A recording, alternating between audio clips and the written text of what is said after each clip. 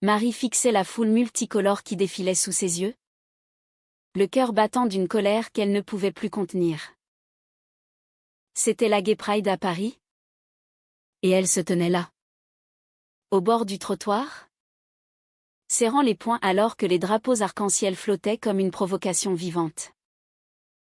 Sans réfléchir, elle s'avança, arracha un drapeau des mains d'une jeune femme et le déchira en deux, hurlant « C'est contre nature. Rentrez chez vous !» La foule se tut un instant, choquée, avant que les cris ne reprennent. Plus fort. Sophie, la jeune femme au drapeau, la regarda avec des yeux emplis de douleur et de défi. Mais Marie s'enfuit, le cœur rempli d'un triomphe amer. Ce qu'elle ignorait, c'est que ce geste impulsif allait la lier à Sophie d'une manière qu'elle n'aurait jamais imaginée. Marie rentra chez elle ce soir-là, encore tremblante d'adrénaline.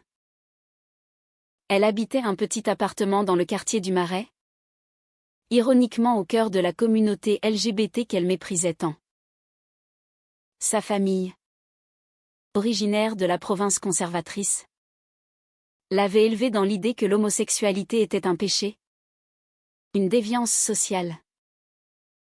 Son père, un ancien militaire, lui répétait souvent « la famille. C'est un homme, une femme, des enfants. » Point final. Marie avait intégré ces valeurs, les portant comme un bouclier contre le monde moderne qui changeait trop vite. À 28 ans, elle travaillait comme assistante sociale dans une association catholique, aidant les familles en difficulté. Mais toujours avec cette ligne rouge, pas de tolérance pour ce qu'elle appelait les modes destructrices. Ce soir, en allumant la télévision, elle vit les images de la manifestation, et son acte fut capturé par une caméra. Les réseaux sociaux s'enflammèrent, homophobe Paris trending. Marie éteignit son téléphone, se sentant à la fois justifiée et isolée. Le lendemain matin, son patron l'appela. « Marie, on a un problème. Des plaintes arrivent de partout. Tu es suspendue le temps d'une enquête. » Elle raccrocha, abasourdie. Comment pouvait-on la punir pour avoir défendu ses convictions? Elle décida d'aller voir sa mère, qui vivait à Versailles, pour trouver du réconfort. En route, elle repensait à Sophie.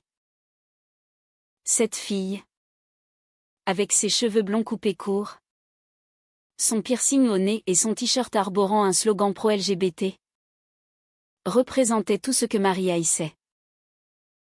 Elle l'avait raillée publiquement, l'appelant « une perdue qui cherche l'attention ». Mais au fond, Marie se sentait mal à l'aise. Était-ce vraiment de la haine? Ou une peur qu'elle ne voulait pas admettre? Arrivée chez sa mère, elle raconta l'incident. « Tu as bien fait, ma fille. Ces gens-là détruisent la société. Ton père serait fier. » Ces mots la réconfortèrent un peu. Mais une ombre persistait. Les jours suivants furent un tourbillon. Marie reçut des messages haineux, des menaces anonymes. Elle se barricada chez elle, évitant les rues animées du Marais. Un soir, en scrollant sur son ordinateur, elle tomba sur le profil de Sophie. Curieuse, elle cliqua. Sophie était activiste, organisatrice d'événements pour les droits LGBT, et étudiante en psychologie à la Sorbonne. Ses posts parlaient d'acceptation, d'amour sans frontières. Marie sentit une pointe de jalousie. Pourquoi cette fille semblait-elle si libre? Si sûre d'elle? Elle ferma l'onglet, Agacée. Mais la nuit. Elle rêva d'elle. Un rêve confus où elle s'excusait. Où leurs mains se touchaient. Au réveil. Elle chassa ses pensées, les attribuant à la fatigue. Puis vint l'accident. Marie traversait la rue près de la Seine, distraite par ses soucis, quand une voiture la heurta. Le choc fut violent, elle vola sur le capot, atterrissant sur le bitume. Douleur fulgurante, sang coulant de sa tête. Les passants appelèrent les secours. À l'hôpital Pompidou, les médecins diagnostiquèrent une hémorragie interne sévère. Groupe sanguin rare. AB négatif. On a besoin d'un don compatible urgemment. Sa famille fut testée, incompatible. Amis, rien. Le temps pressait. Marie, semi-consciente, entendit les murmures. Puis, une voix familière, je suis compatible. Je donne. C'était Sophie. Alertée par les réseaux sociaux où l'appel au don avait circulé. Marie ouvrit les yeux. Stupéfaite. Pourquoi elle? Sophie s'assit près du lit. Son regard doux contrastant avec la tension ambiante. Je t'ai vu aux infos. J'ai le même groupe. C'est humain. Non. Marie murmura un merci faible. Mais intérieurement, un tourbillon l'envahissait. Comment accepter l'aide de celle qu'elle avait blessée? Le don eut lieu, le sang de Sophie coula dans ses veines, sauvant sa vie.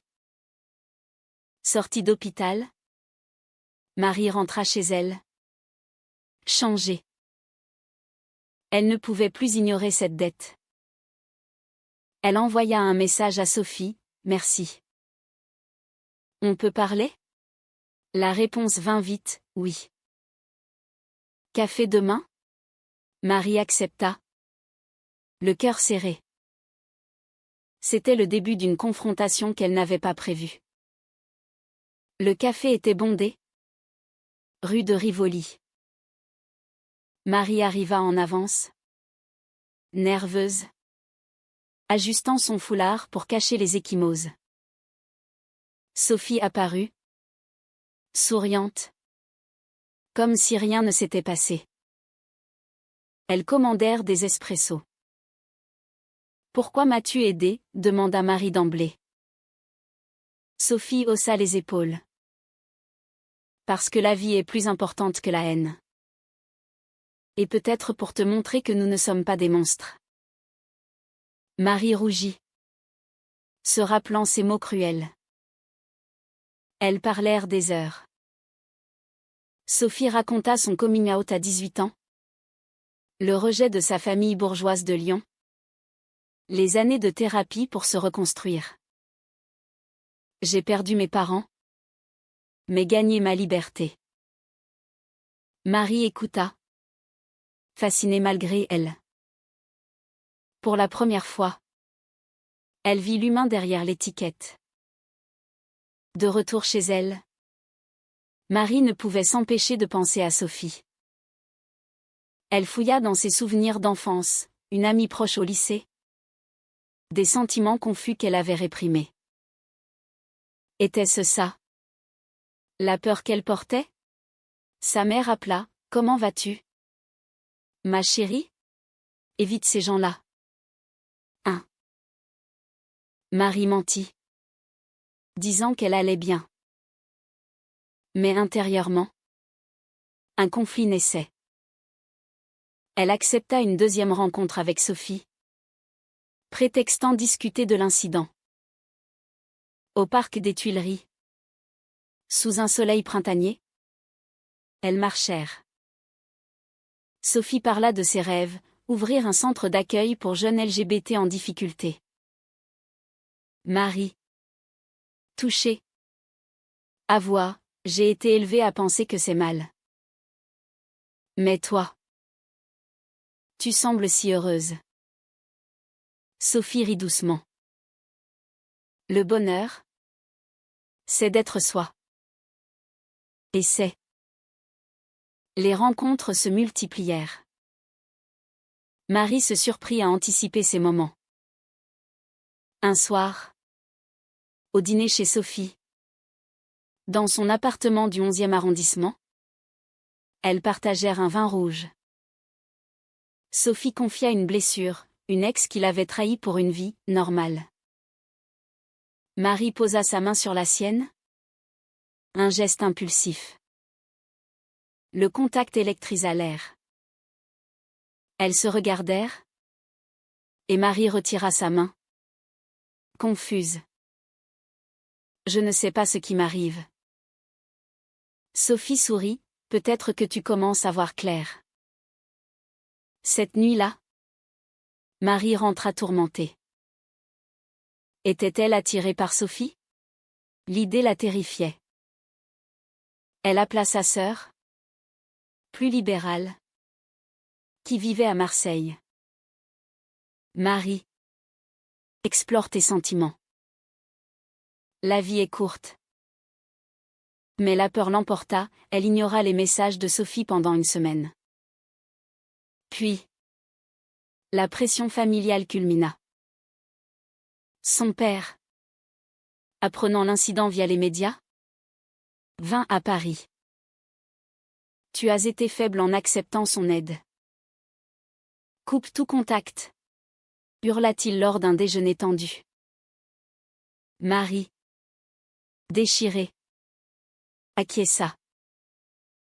Mais au fond, elle se sentait trahie par ses propres convictions. Elle reprit contact avec Sophie, s'excusant. Ma famille. C'est compliqué. Sophie comprit, la mienne m'a renié. Mais j'ai choisi moi. Elles se rapprochèrent, partageant des promenades le long de la Seine, des discussions profondes sur l'identité. Marie commença à questionner ses croyances, lisant des livres sur la psychologie de l'homophobie. Un jour, elle avoua, j'ai peur d'être comme toi. Sophie la serra dans ses bras, et si c'était une bonne chose? Le conflit interne de Marie s'intensifia. À son travail, réintégrée après excuses publiques forcées, elle croisa des collègues LGBT.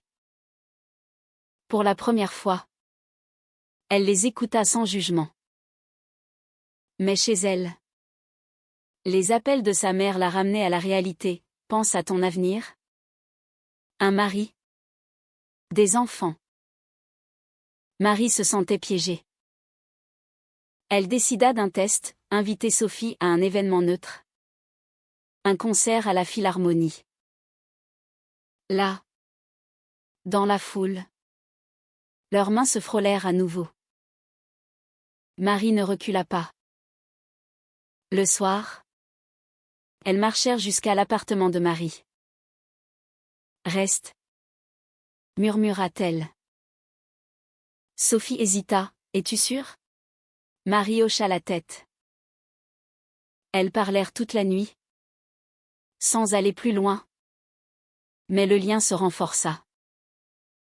Au matin, Marie se réveilla avec un sentiment de paix.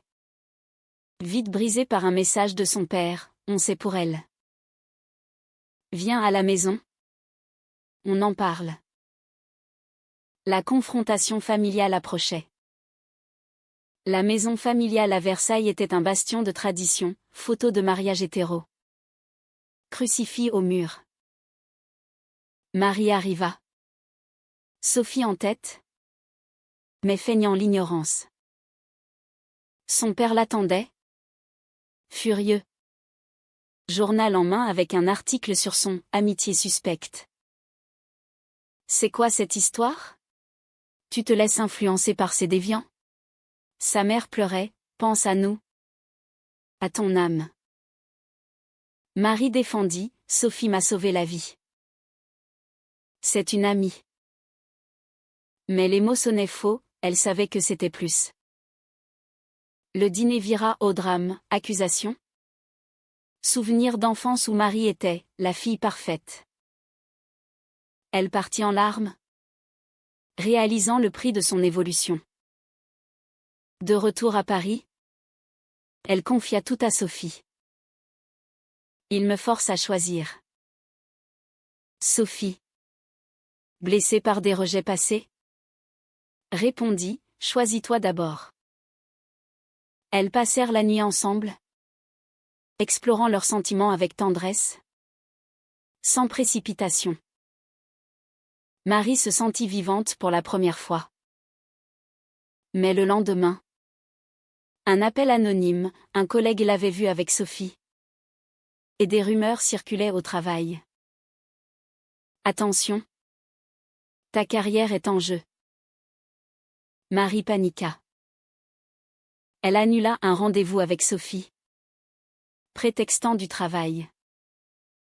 Sophie sentit le recul, ne me fuis pas. Marie. Les semaines suivantes furent un tournoiement de doutes. Marie consulta un thérapeute, parlant de son éducation rigide, de ses attractions refoulées. Vous avez internalisé l'homophobie, dit-il. Marie pleura, admettant sa vérité. Elle reprit contact avec Sophie, s'excusant. Elles organisèrent un week-end à Deauville, loin de Paris. Sur la plage, sous un ciel clair, Marie embrassa Sophie pour la première fois. Un baiser doux, libérateur. Je t'aime, murmura-t-elle. Sophie répondit, moi aussi. Mais es-tu prête pour le monde? Marie hocha la tête. Mais au fond, la peur persistait. À leur retour, la réalité frappa. La sœur de Marie, informée, la soutint, vis ta vie. Mais le père envoya un ultimatum, coupe avec elle. Ou on te coupe. Marie choisit de confronter. Elle invita sa famille à Paris. Le dîner fut tendu, Sophie présente, sereine. Le père explosa, c'est une phase. Pense à tes enfants futurs. Marie riposta, et si je n'en veux pas comme ça? Si mon bonheur est avec elle? La mère intervint, tu nous brises le cœur. Sophie défendit, l'amour n'est pas un choix. Le père partit furieux. La mère en pleurs. Marie, épuisée, se blottit contre Sophie. Ai-je fait le bon choix? Le lendemain, au travail, les rumeurs culminèrent. Son patron la convoqua, des plaintes pour partialité. Si tu es comme ça pose problème avec nos valeurs catholiques. Marie démissionna sur le champ, choquée par l'hypocrisie. Elle se tourna vers Sophie pour du soutien, mais découvrit un message sur son téléphone, une ex de Sophie. Jalouse. Menaçant de révéler des secrets. Sophie avoua, j'ai eu une relation toxique avant. Elle me harcèle. Marie se sentit trahie, pourquoi ne pas me l'avoir dit? Sophie pleura, j'avais peur de te perdre. Elles se disputèrent. Marie accusant Sophie de mensonge. Peut-être que ma famille avait raison, hurla-t-elle avant de claquer la porte. Seule dans son appartement, Marie rumina. Était-ce une erreur? Elle appela sa sœur, j'ai tout perdu pour elle. Et maintenant ça. La sœur conseilla, parle-lui. L'amour. C'est pas parfait. Marie hésita. mais envoya un message à Sophie, on discute? Elles se retrouvèrent au café initial. Sophie s'excusa, j'aurais dû être honnête. Mon passé m'effraie. Marie pardonna, réalisant ses propres failles. Elles décidèrent de faire front ensemble. Marie postula pour un nouveau job dans une ING inclusive. Sophie l'aida, renforçant leurs liens. Mais la société frappa à nouveau. Un article en ligne exposa leur histoire, l'homophobe repenti et sa sauveuse lesbienne. Commentaires haineux affluèrent. Marie reçut des menaces, Sophie, habituée, la protégea. Elle allèrent à une manif LGBT. Marie portant un drapeau pour la première fois. C'est pour nous, dit-elle. Mais en rentrant, une surprise, le père de Marie à la porte. Je suis venue m'excuser. Ta mère m'a fait réfléchir. Si tu es heureuse. Des larmes coulèrent. Réconciliation partielle, mais fragile. Marie se sentit allégée. Pourtant, un nouveau conflit surgit. Sophie reçut une offre de travail à Berlin pour un centre LGBT. C'est mon rêve. Mais je ne pars pas sans toi. Marie, attachée à Paris, à sa famille naissante réconciliée, hésita. Et mon nouveau job? Ma vie ici? Elles débattirent des nuits entières. Marie vit le dilemme, soutenir Sophie signifiait sacrifier son confort. Elle choisit de la laisser partir seule. Temporairement. Prouve-toi. Je te rejoindrai peut-être. Sophie partit. Blessée, c'est une rupture? Marie pleura, non. Un test. Les mois suivants furent solitaires. Marie excella dans son nouveau rôle. Aidant des jeunes LGBT. Utilisant son expérience. Elle parla à des conférences. Partageant son parcours. Mais Sophie lui manquait. Des appels vidéo maintenaient le lien. Mais la distance creusait un fossé. Un jour, Sophie avoua, j'ai rencontré quelqu'un. Pas sérieux. Mais. Marie. Jalouse. Explosa, tu me trahis. Sophie riposta, tu m'as laissé partir. Elles rompirent par écran interposé. Marie s'effondra, regrettant sa décision. Elle décida de se reconstruire. Thérapie intensive. Amis nouveaux dans la communauté. Elle organisa un événement contre l'homophobie. Invitant sa famille. Son père vint. Fier malgré tout. Mais intérieurement, Marie questionnait, avait-elle sacrifié trop? Un soir, Sophie appela, je reviens. Berlin n'est pas pour moi sans toi. Marie. Prudente, et l'autre? Sophie, finie. C'était une erreur. Elles se retrouvèrent à l'aéroport. Embrassade passionnée. On recommence, dit Marie. Leur relation reprit. Plus forte. Elles emménagèrent ensemble dans un appartement lumineux du 18e.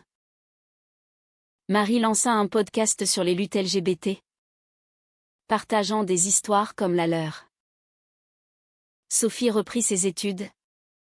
Soutenant Marie. Mais les ombres persistaient. La famille de Sophie, apprenant pour Marie, refusa de la rencontrer, une ancienne homophobe? Jamais. Sophie souffrit. Mais choisit Marie. Tu es ma famille maintenant. Marie. Touché. Promis, on surmontera. Un jour. Un incident social, à une fête. Une amie de Sophie accusa Marie d'opportunisme. Tu as changé pour le sang? Pas par conviction. Marie défendit, j'ai payé le prix, Job. Famille. Tout. La dispute escalada. Sophie prenant parti pour Marie. Elles rentrèrent tendues. Crois-tu vraiment en nous? Demanda Sophie. Marie répondit, plus que tout. Elles se réconcilièrent. Mais la graine du doute était semée. La haute tension vint avec une crise médicale. Marie eut des complications post-accident, nécessitant une nouvelle transfusion. Sophie, encore compatible, donna sans hésiter. Mais pendant l'opération, Marie eut une vision, sa vie sans Sophie. Vide. Réveillée. Elle déclara, marions-nous. Sophie. Surprise, en France. C'est possible. Mais es-tu prête? Marie, oui. Pour nous défier le monde. Les préparatifs furent un champ de mine. Famille de Marie, réticente mais présente. Celle de Sophie, absente.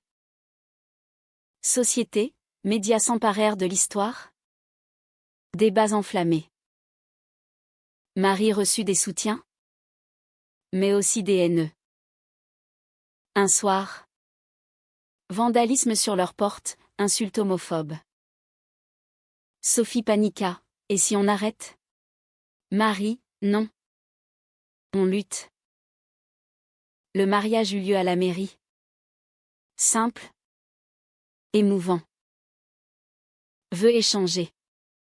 Anneaux posés. Applaudissements mixtes. Mais post-mariage, la réalité mordit. Sophie. Sous pression. Avoir un doute, ai-je forcé ta conversion? Marie. Blessée, non. C'était mon choix. Elles consultèrent un couple thérapeute. Explorant motin. Marie admit, j'ai perdu des parts de moi. Mais gagné plus. Sophie, pareil. Elles émergèrent plus unies. Des années plus tard, elles adoptaient un enfant, défiant les normes. Marie regardait en arrière, l'arrachage du drapeau. L'accident. Le sang. Les choix. Était-ce le destin? Ou des décisions hasardeuses? La vie continuait. Avec ses joies et blessures. Mais une question persistait, la rédemption naît-elle vraiment de la nécessité? Ou seulement de la volonté sincère?